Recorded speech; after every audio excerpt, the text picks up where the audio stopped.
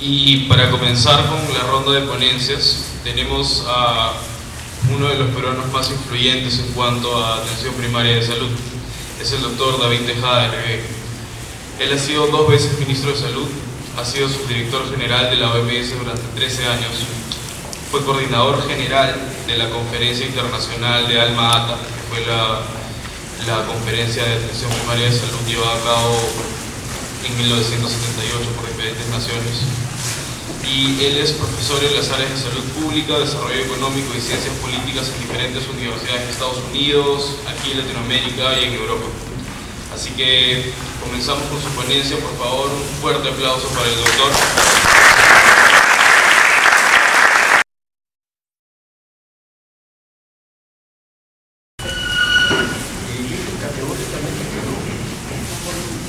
Ya no me acostumbro a hacer clases magistrales y felizmente, gracias a Dios, en los últimos 20 años sigo la corriente moderna de la educación, principalmente de los franceses con Luc Ferry a la cabeza, que dicen que el propósito de la educación moderna en el siglo XXI no es entregar conocimientos, sino crear, estimular, catalizar, provocar el desarrollo de capacidades, voluntades y potencialidades en quienes quieren aprender.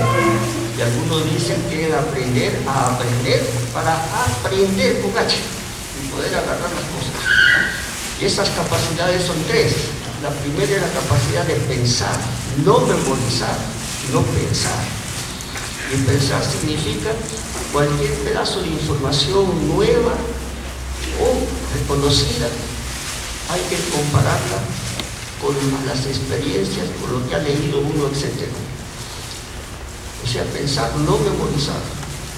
Y la segunda capacidad es la capacidad de dudar y criticar.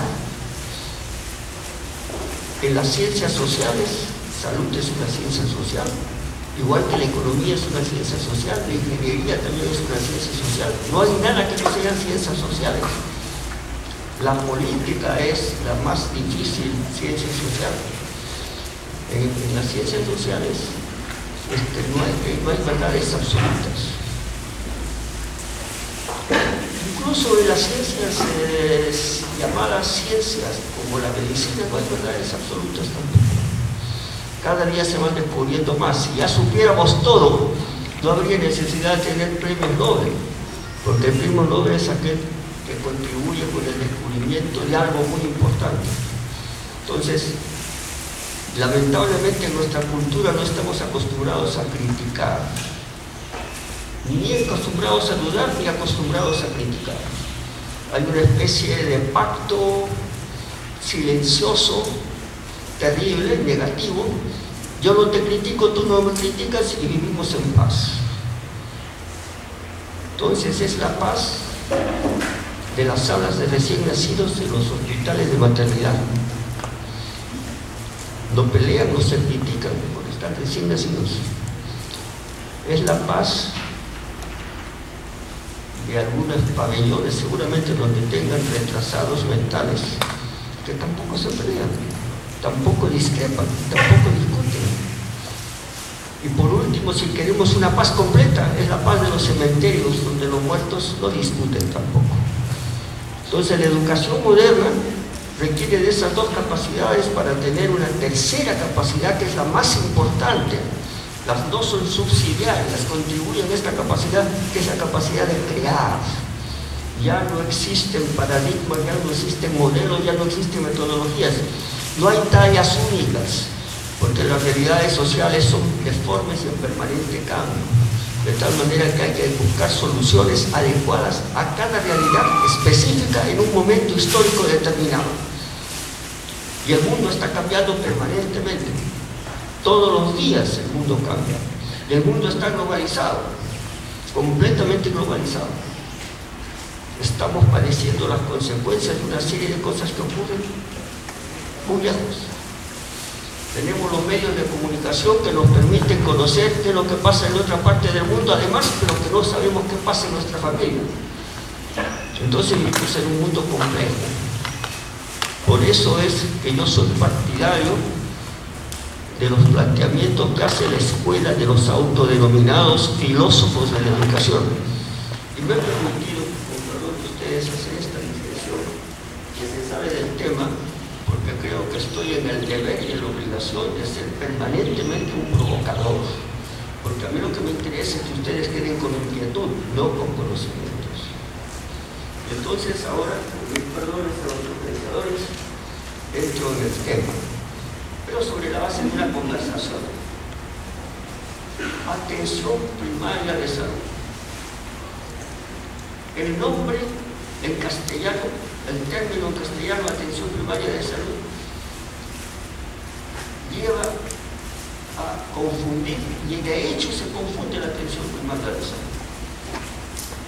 He sido invitado hace el año 8, o sea, hace 4 años, 3 años y medio. Fui invitado a la celebración de los 30 años de Alma Ata, nada menos que Alma Ata. En la época de la conferencia era una de las repúblicas socialistas soviéticas. Hoy día es una república independiente. Y ha cambiado terriblemente. Es tal vez el país más rico del Asia, en términos de producción, en términos de per cápita, etc. Entonces, para mí ha sido una sorpresa. Asistieron aproximadamente, seguramente serían como 600 personas. Alma Ata asistieron 3.000 de todo el mundo. 191 países. No fueron 192 porque China no asistió. Y si les han repartido un artículo sobre por qué se hizo la conferencia de Alma Ata, se darán cuenta de que se hizo por razones políticas. El país que se opuso terriblemente a las ideas de atención primaria de salud fue la Unión Soviética. Pero cuando esto cobró fuerza y China fue el que lideraba, de repente ustedes van a leer en la historia y los personajes de la historia están todos vivos. Tuve la suerte de encontrarme con ellos precisamente en Alma Ata hace 3 años y medio. Entonces de repente vino el viceministro de Salud de la Unión Soviética, encargado de asuntos internacionales, mi gran amigo Dmitry Benediktov, trayendo $2 millones como una contribución extraordinaria especial de la Unión Soviética para hacer una conferencia internacional. Y ahí está en el documento cuando yo le pregunto, pero tú te oponías hace menos de un año, terriblemente te oponías. Ah, claro que me oponía, pero la Unión Soviética no puede dejarle a China el triunfo de una cosa de tipo mundial. Así son las cosas. No podemos escapar de los procesos políticos.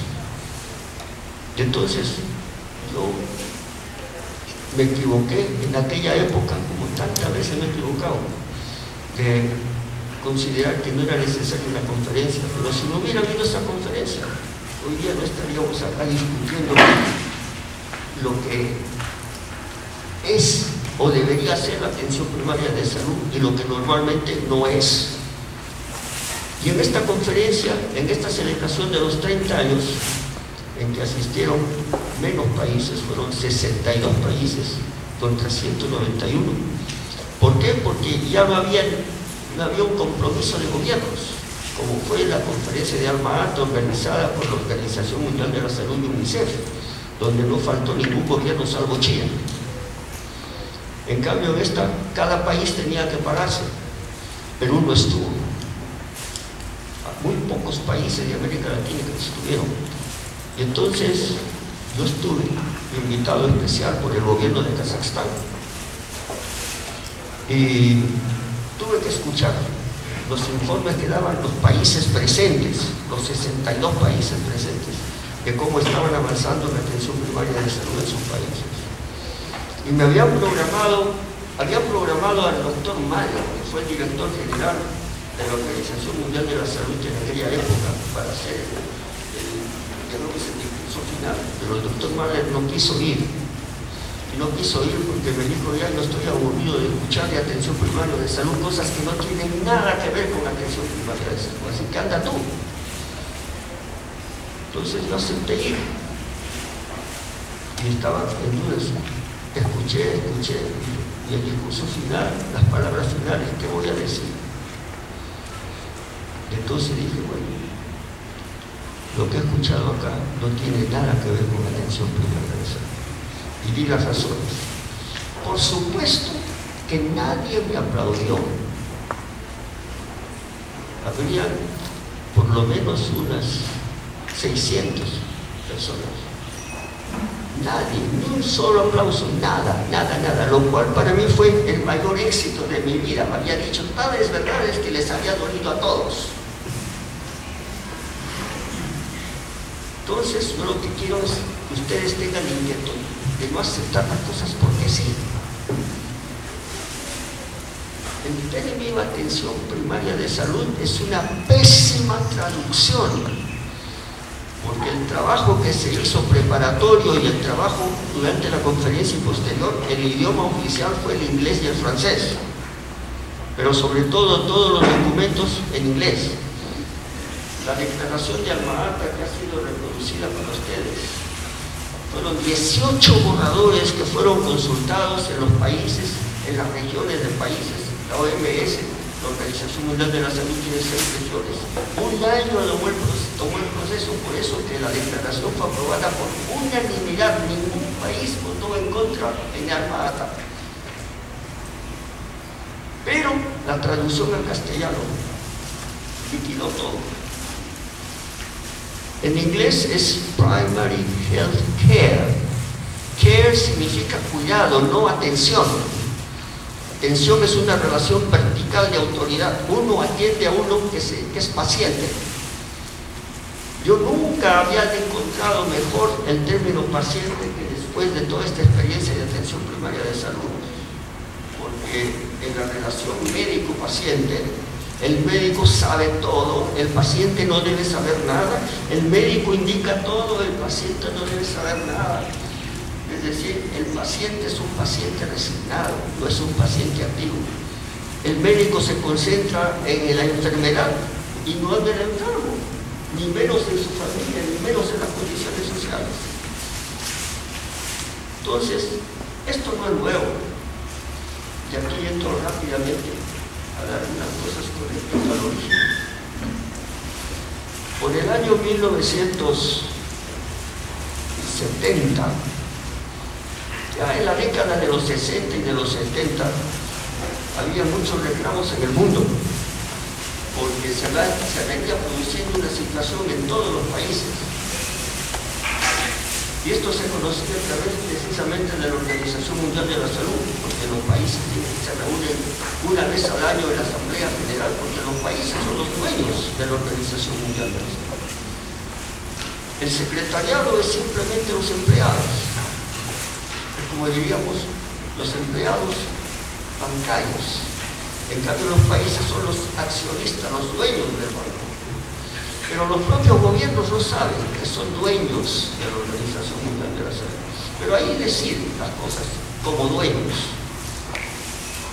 Entonces comenzaron a inquietarse. ¿Qué es lo que pasa en el mundo? Lo que pasaba en el mundo era lo siguiente, que cada vez la atención médica reparativa orientada a la enfermedad era más cara. Ahora, la atención médica reparativa orientada a la enfermedad no tiene nada que ver con el cuidado de la salud, porque la salud es muchísimo más. Pero ¿qué había pasado? Había pasado de que se fue creando a raíz de una serie de cosas que no voy a entrar en detalle. Tengo algunos artículos que están interesados en ustedes de conocer. Es lo que hoy día se llama el modelo flexneriano, o Flexner. Simon Flexner, un americano de Johns Hopkins, de la Rockefeller Foundation, brillante bacteriólogo, fue descubridor de unas bacterias patógenas llamadas flexnerias, pero como buen microbiólogo veía las cosas con microscopio, pero no veía las cosas en el amplio sentido de lo que pasa en el mundo.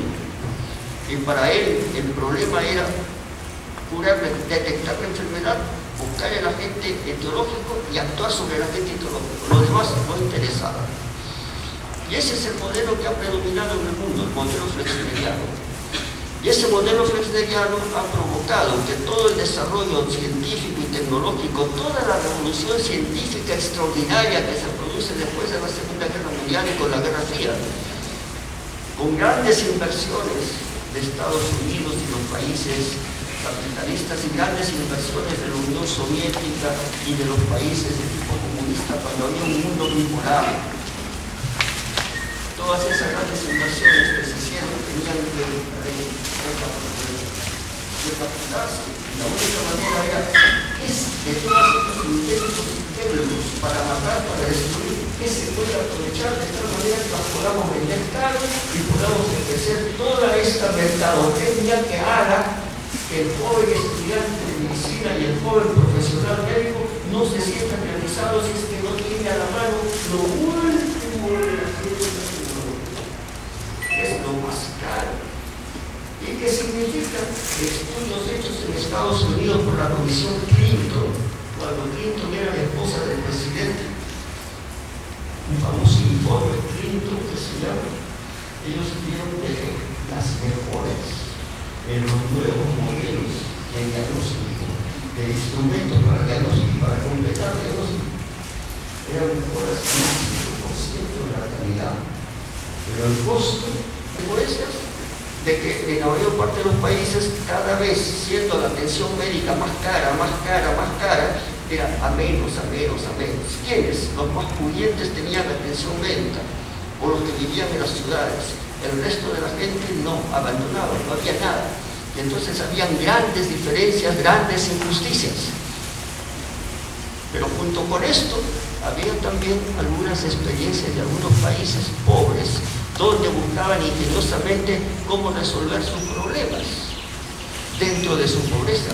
Y así surgieron diferentes experiencias en los años 60 y en los años 70 de nuevo, del siglo pasado, principalmente en China, con los llamados médicos descalzos, que también fueron distorsionados, porque hay gente que vuela sobre un país y escribe un libro sobre ese país, habiendo pasado el avión por encima del país, sobre la base de buscar información y fabricar tipo bibliográficamente algo que no ha visto, que no es lo mismo. Yo tuve la suerte de estar 7 veces en China, y organizar 4 seminarios internacionales para ver qué cosa era el médico descalzo. Y el médico descalzo no es lo que uno busca, lo que encuentra en libros. El médico descalzo en Chile es otra cosa distinta y diferente. ¿Y por qué se llama descalzo? Primero no es médico, pero es aspirante a ser médico. Y no voy a entrar en más detalles, simplemente lo doy como ejemplo. Entonces, esas experiencias de China, esas experiencias de Tanzania, cuando se decidió organizar la conferencia de atención primaria de salud, yo comencé a recorrer y me dieron la responsabilidad de ser el coordinador general. Entonces, recorrí distintos lugares del mundo para ver las experiencias. Y tengo que decir con orgullo y satisfacción, y tengo un cuento sobre eso. Si están interesados en el conocimiento donde está. Mis alumnos de doctorado, de maestría, me dicen: doctor, le entendemos mucho mejor a través de sus cuentos que a través de sus clases. Y es así. Entonces, en esos cuentos, tengo uno de esos cuentos de lo que es salud y lo que no es salud. Y es una experiencia en Perú. Entendí cómo era la experiencia. Esto es antes de Alma Ata. Más o menos 6 meses antes de Alma Ata, de la conferencia, ya habiendo trabajado en todos los proyectos de declaración, llegué al Perú para quedarme una semana. Y en una semana ver a mi familia, padres, y aprovechar entonces de ver algo, porque había visto en otras partes algo. Entonces, en esa época era gobierno militar. El ministro de Salud era un general de la Fuerza Aérea. Salud fue entregado a la Fuerza Aérea en la época del gobierno militar de Velasco. Y entonces los ministros, cuando yo venía de paso, me atendían muy bien y me daban todas las facilidades para ir a conocer algo del Perú. Así que en una reunión en el ministerio, al día siguiente que yo llegué, le dije: yo quiero visitar algo que pudiera servir de experiencia también para esta conferencia, que fue interesante, una experiencia así de cómo lograr salud para la gente con escasez de recursos y recurrir a los costos exponencialmente crecientes permanentemente de todo lo que es la mercadotecnia y el mercantilismo de los medios de instrumentos de diagnóstico, etc. Igual que con los medicamentos, exactamente igual. Y entonces ahí me dijeron tal sitio, tal otro, tal experiencia. Pero alguien me había dicho: tú has tenido un alumno de planificación que en Puno ha hecho, de acuerdo a lo que tú dices, muy buenas cosas. Entonces yo pregunté: me han hablado de que hay un doctor, Carlos Cornejo Rosselló, que en Puno está haciendo cosas también muy interesantes.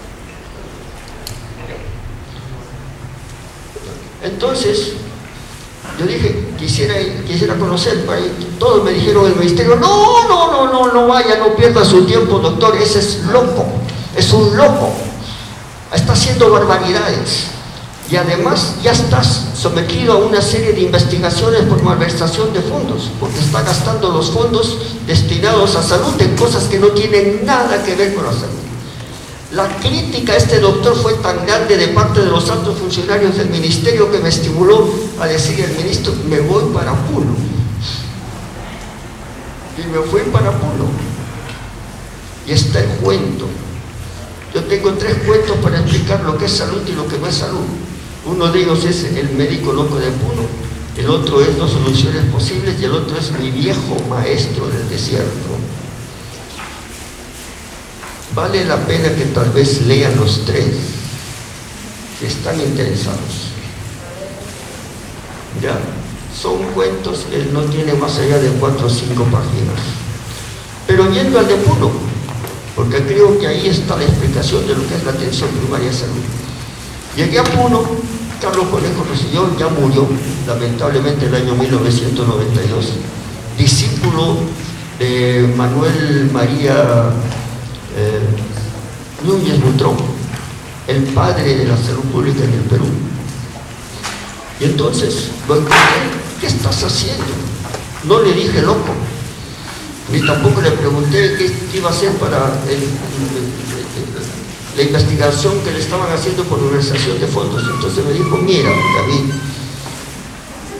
yo he tomado una zona de Puno que está más o menos a 4.000 metros de altura. En esa zona no hay nada, no se produce nada. Pero yo descubrí que antes, en la época de los incas, en estas mismas zonas había lo que se llamaban en esa época de los incas, los españoles le llamaron camellones. Y eran así, hacer huecos en la tierra de 50 centímetros de profundidad, de 1 metro de ancho. Y con la tierra que sacaban la ponían encima, con lo cual los huecos se convertían de 1 metro de profundidad y 1 metro de ancho. Y el microclima que se creaba allá abajo, entonces permitía el cultivo de verduras y el cultivo de cereales. Y para que en las noches, con las heladas y el frío, esto no se liquidara, él malversó los fondos del ministerio comprando plásticos, gran cantidad de plásticos, para cubrir en las noches con plásticos esos camellones. Lo que estaba haciendo era dando de comer, alimentando adecuadamente a la población pobre a los 4.000 metros de altura. Y después trajo conejos y cuyes y les dijo: ustedes en su casa hagan al ladito de la casa una cosita para criar conejos y cuyes. ¿Y qué hacemos con los conejos y cuyes? Nadie los compra, los comen. Y entonces creó las condiciones de proteína para una buena alimentación. Se consiguió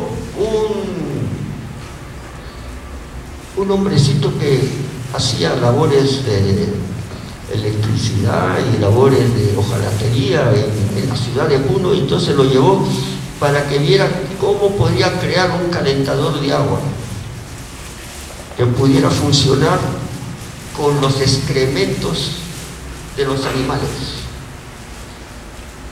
Y entonces, ¿cómo se le podía pedir a los niños y a las mujeres a 4.000 metros de altura que se bañaran sin agua caliente? Y entonces, en cada pueblito de esa zona hicieron estos calentadores de agua y la gente comenzó a bañarse. Y entre otras cosas también dijo: vamos a hacer concursos de diabladas. Para esto vamos a buscar premios, y me voy a encargar de buscar premios, cuál es la mejor diablada de cada comunidad. Pero ojo, para concursar en esto hay que entrenarse todos los días. Y entonces todo el mundo entrenaba las diabladas para ganar los concursos. ¿Eso qué cosa era? Eran ejercicios físicos y era diversión, entretenimiento. Entonces ese hombre estaba haciendo en Puno la verdadera salud pública, la verdadera salud, el verdadero cuidado integral de la salud.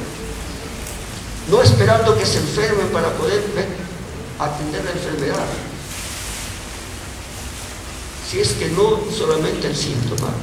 Entonces esa experiencia está también mencionada, en el cuento está, y yo tengo la lista oficial de los asistentes. Cuando yo regresé de Puno y tenía que dar una conferencia en el ministerio, yo le dije al ministro: vengo tremendamente impresionado, señor ministro, porque he visto algo que no he visto en el resto del mundo. He visto que se está haciendo lo que se pretende hacer como atención primaria de salud acá. Y ese es el doctor Carlos Conejo Rosselló, que espero forme parte de la delegación del Perú a la conferencia. Una semana antes de la conferencia veo la lista. Perú no estaba el doctor Carlos Conejo Rosselló. Le llamo por teléfono desde Ginebra al ministro, y el ministro me dice: no pude porque no tenemos muchos recursos, y habían funcionarios que tenían mayor nivel, etcétera. Bueno, pues ¿qué iba a hacer? Llamé por teléfono a Nueva York, hablé con el director general de UNICEF y le dije: ustedes podrían incorporar en la delegación de UNICEF de Nueva York al doctor Carlos Conejo Rosselló de Puno. Le expliqué todo, y así asistió Carlos Conejo Rosselló al Alma Ata. Y cuando ya estuvieron en Alma Ata, me acerqué al ministro y le dije: ¿tiene inconveniente de que a Carlos Conejo se lo ponga en la lista de Perú? Y por supuesto UNICEF, que había pagado todo, le dije: ¿tienen algún inconveniente que no aparezca en UNICEF, pero que aparezca en la delegación del Perú? No hubo inconveniente. Pero para que vean cómo se tuvo que hacer, para que un hombre que era precursor real de la atención primaria de salud pudiera asistir a la conferencia y pudiera figurar a nombre del Perú, porque su trabajo lo había hecho el Perú. Bueno, todo esto nos debe indicar que lo que interesa en el cuidado de la salud son las condiciones de vida saludable, no atender al enfermo. Dentro de las cosas que yo aprendí en China y que me enseñaron fue de que en una de las dinastías que hubo en el Imperio Chino, muchos siglos atrás, hubo un emperador que dijo: yo quiero contratar a todos los que son médicos que dependan de mí. Como era emperador, lo pudo hacer. Y entonces todos los médicos que habían en China, médicos entre comillas, todos los que curaban enfermos, estaban en la planilla. Entonces les puso un sueldo mensual relativamente alto, todos felices.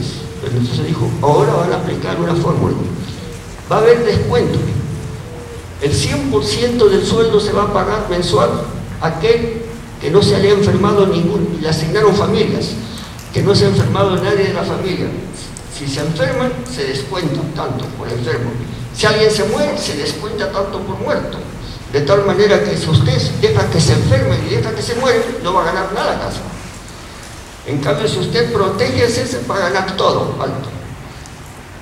Y de esa forma me cuenta que así se estimuló el desarrollo de esa idea de dar una vida saludable, posiblemente 2000 años antes de nuestra era.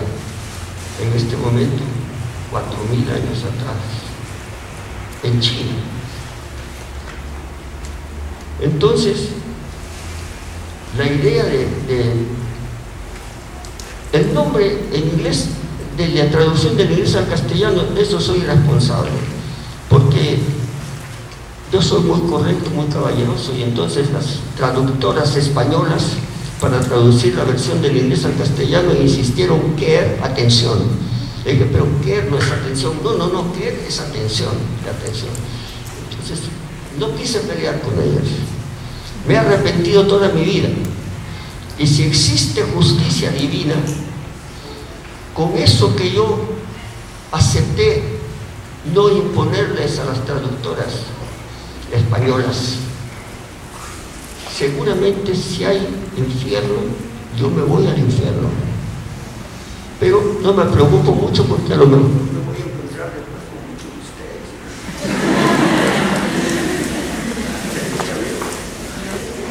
Parece que se ha perdido, ¿no?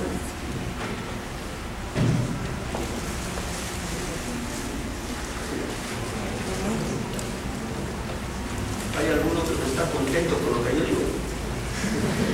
No se me silencia.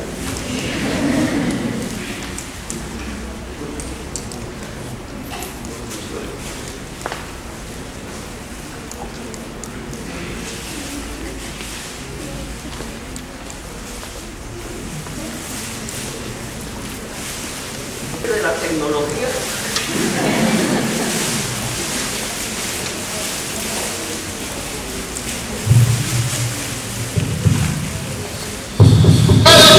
Yo lo sé. Es decir, esto está tan bien organizado que cuando uno trata de atacar el sistema actual, inmediatamente se toman todas las medidas para silenciar a aquel que esté en desacuerdo. Pero uno persiste. Entonces, hay que tener mucho cuidado. Hoy día ya se está aceptando. La Organización Mundial de la Salud ya lo acepta. Incluso ya en todas partes. La Organización Panamericana de la Salud, que es parte de la Organización Mundial de la Salud, también lo acepta.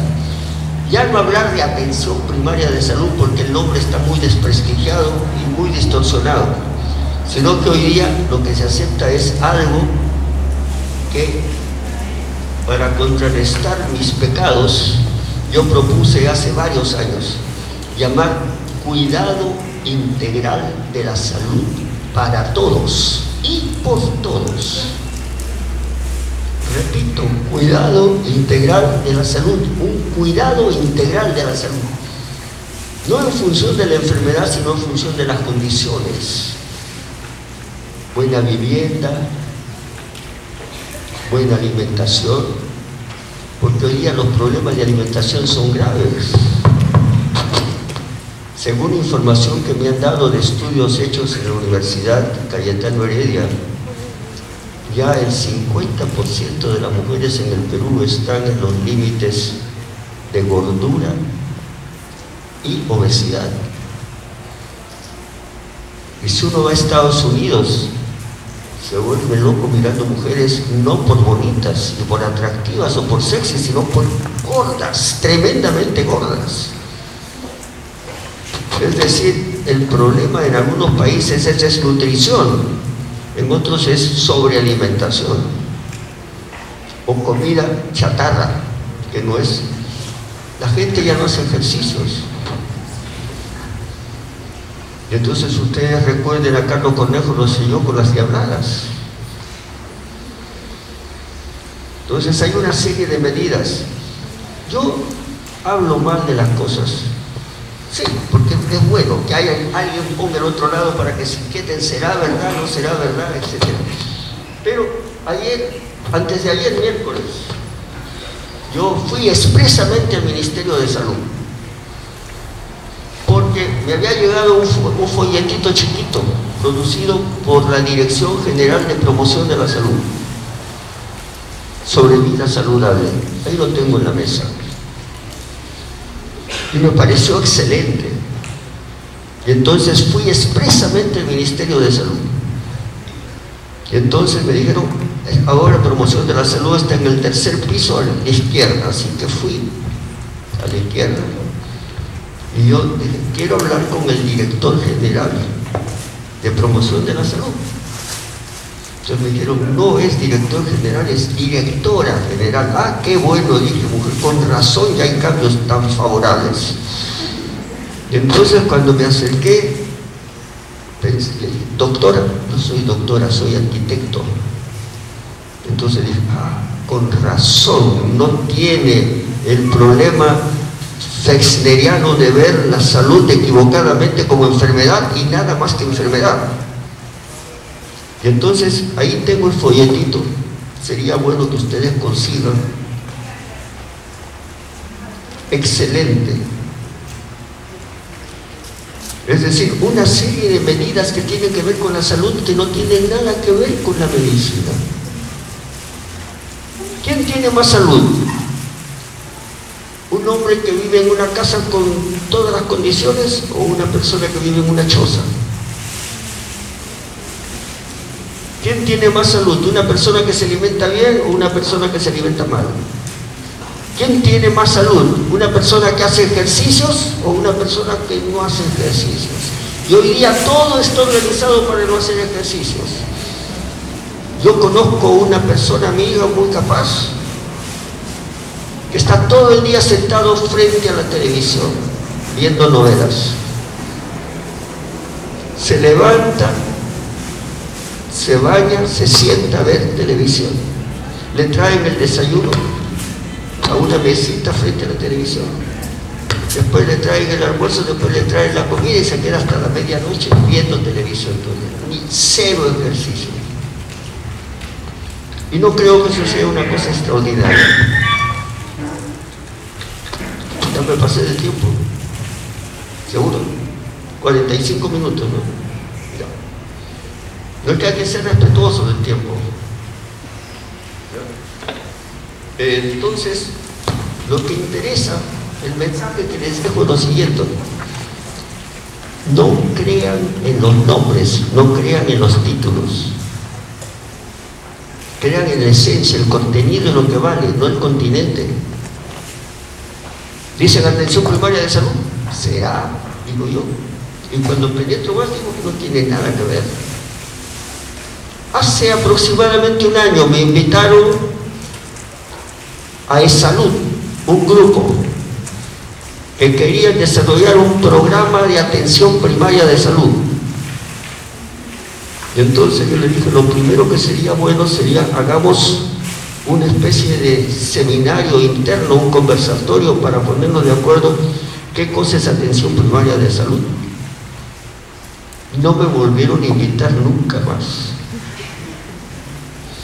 Y ahora me invitaron para ser presidente honorario, así presidente honorario de un comité también de salud para hacer propuestas de atención primaria de salud. Entonces yo le dije, no puedo aceptar tanto honor si es que no nos ponemos de acuerdo, si estamos pensando lo mismo en atención primaria de salud.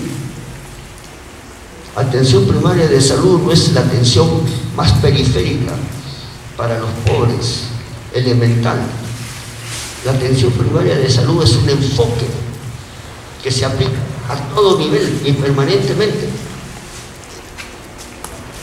Mi hijo, cuando tenía 12 años, ahora tiene 24 y es economista. Yo le explicaba esta cosa y me dijo, no entiendo, papá. Entonces le dije, es muy fácil, era en Brasil. En esa época yo estaba en Brasil, hace 12 años nada más. Y entonces yo le dije, mira, las cosas son así. Conmigo trabaja una doctora brasilera muy buena, muy inteligente, muy eficiente, que se llama Branca, en castellano Blanca. pero todos le decimos Branquiña, en castellano Blanquita. Y entonces, ¿qué te llama la atención de ella? Entonces me dijo que es muy inteligente, que es muy buena, que es muy capaz, que es magnífica, pero nada más. No, nada más. ¿No te has dado cuenta que se llama Blanca y le decimos Blanquita? En portugués Branca, Branquiña, y es negrita, completamente negrita. De tal manera que el nombre lo hace. Y le dije, y mira, yo tengo anotado acá que había leído en un diario en Brasil, que era un diario argentino, de un criminal, asaltante, asesino, y se llamaba Inocencio y se apellidaba Justo. De tal manera que el nombre no tiene nada que ver. Y para terminar, en la época de la prohibición en Estados Unidos, cerraron todos los bares. Y entonces los dueños volvieron a abrir al poco tiempo los bares, pero no como bares, cafés, ya no eran bares. Y uno iba, se sentaba en una mesa y pedía un cafecito y le traían una tacita, solamente que no con café sino con whisky, de tal manera que la tacita de café no significa que el contenido es café, el contenido era whisky, de tal manera que esto les sirva de lección. No crean en la etiqueta, no crean en el nombre, penetren al contenido, a la sustancia, lo fundamental. Bueno, espero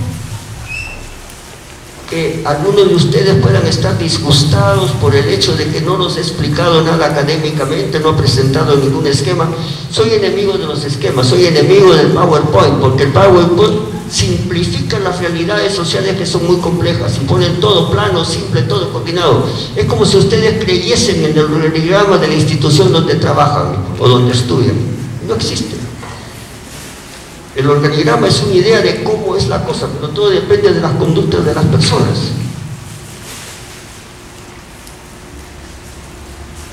¿Ustedes creen que un buen entrenador de fútbol trabaja sobre la base de descripción de cargos o trabaja sobre la base de cuáles son sus jugadores, qué virtudes tienen, qué limitaciones tienen? Y la estrategia que emplea para el partido de fútbol es: ¿qué enemigo tengo? ¿Cuál es mi rival? ¿Cuál será la estrategia del entrenador contrario? ¿Qué jugadores tiene? Y lo adecuo y lo hago a la medida. Entonces tengo mi estrategia para el partido de fútbol. Pero esa estrategia yo no espero que se venza los 45 minutos del primer tiempo para hacer un formulario de evaluación y entonces ver si cambio o no cambio, y lo más probable es que no cambio.